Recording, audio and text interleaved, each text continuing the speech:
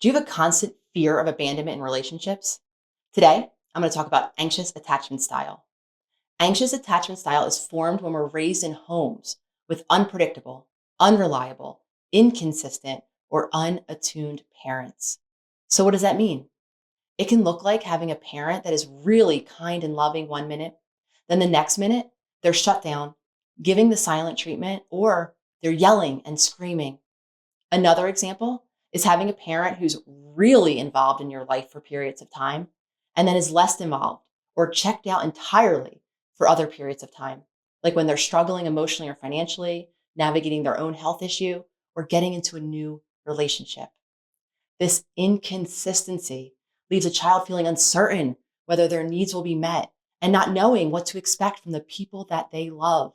It also leaves them feeling starved for emotional connection.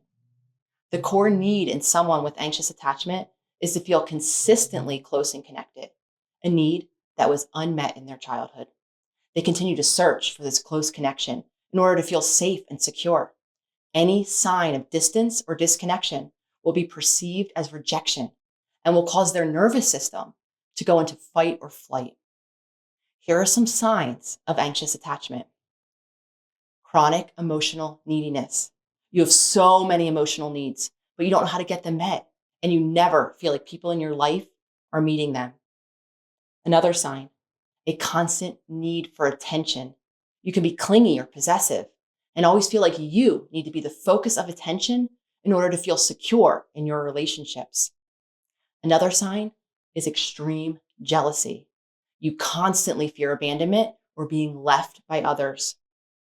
Another sign is lack of trust. Because of your inconsistent care in childhood, you can't trust that people will be there for you. Here are some core triggers in relationships for people with anxious attachment. Someone being unresponsive, them not texting you back or not calling you back. Another trigger is unpredictability, a partner or a loved one taking on new behaviors or trying new things. Another trigger is any need for space, a partner or a loved one asking for space, even for short periods of time. Having an anxious attachment style can feel like being on an emotional roller coaster. It can be really exhausting and draining because you're always subconsciously looking for signs that you'll be hurt or abandoned. Subscribe so that you can learn more about the other attachment styles and learn how to develop a more secure relationship. If you resonate with anxious attachment, leave it in the comments. I'd love to hear how it shows up in your relationships.